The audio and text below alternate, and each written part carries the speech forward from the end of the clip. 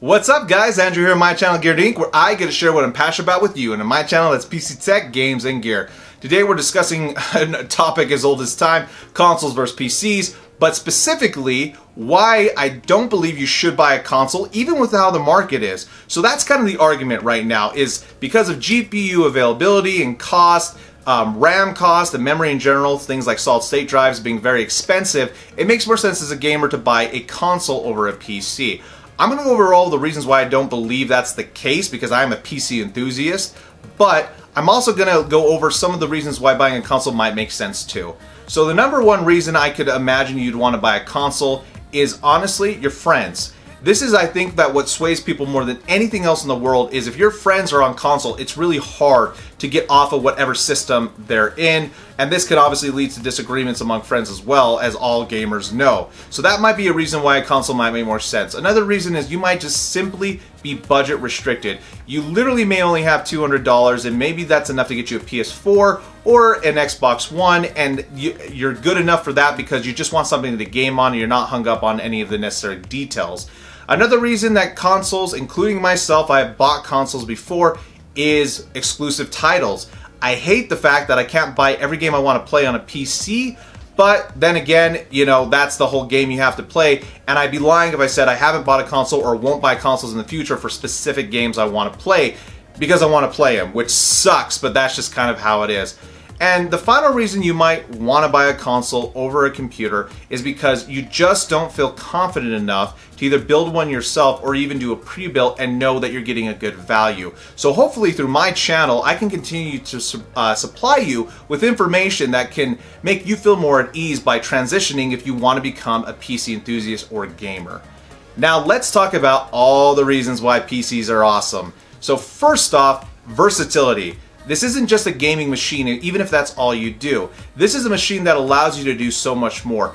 I think in the United States, we take completely for granted our access to information and our access to, you know, the availability of hardware and tech that's at our fingertips. You can do so much with a computer, it's literally insane, but gaming is obviously my favorite thing about computers, and so it's definitely something that you want to consider. The next thing to also consider is the sheer amount of free games that are available on PC.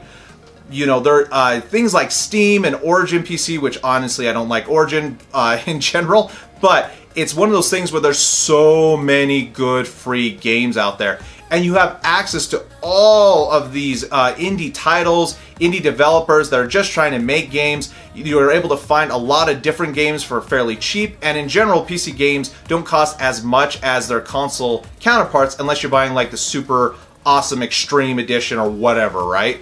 Now another reason is the support to PC games that enhance the experience but aren't things that you would be able to do on a console. So specifically your versatility of chat rooms like Discord, TeamSpeak, or if anyone still uses Ventrilo.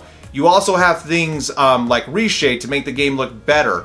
There's also modification galore on games like Skyrim. Now I know that consoles obviously are giving you more access to these mods, but I can tell you firsthand that the ability first to create these mods, which is fantastic on a PC, and then also just the sheer amount of mods you're able to use is much easier to install on a PC in general. And it's one of those things where it's really hard to explain just the sheer amount of content that can be created for games outside of their intended, you know, what the developers made. It's fantastic. Another reason for buying a PC over a console, and this is the one I think that makes a big kick right now, is the Xbox One X has touted 4K gaming, so with the PS4 Pro. Now they say 60 FPS is what they're capable of, but many of the benchmarks are showing that they're only getting 30 FPS at 4K. Now obviously for a comparable computer there's been mixed results, but I still think it's worth it to buy a computer because you can actually build a pretty budget 4K build for around $500. There are plenty of guys on YouTube and girls who have shown this, and it's one of those things where upgradability is kind of the clincher for me in terms of your PC. The sheer fact that you can buy a Sandy Bridge Intel CPU that is many years old and it still performs fantastic is one of the reasons why PC building and gaming to me is such a better value, because as components start to wear out or as they start to perform not as well, you're able to upgrade things like your graphics card or the RAM or whatever is technically what we call bottlenecking your gaming performance. You're also able to exceed the performance of a console many times over in terms of FPS and graphical quality, obviously if you're willing to invest more money. So for me, guys, there's just simply no competition.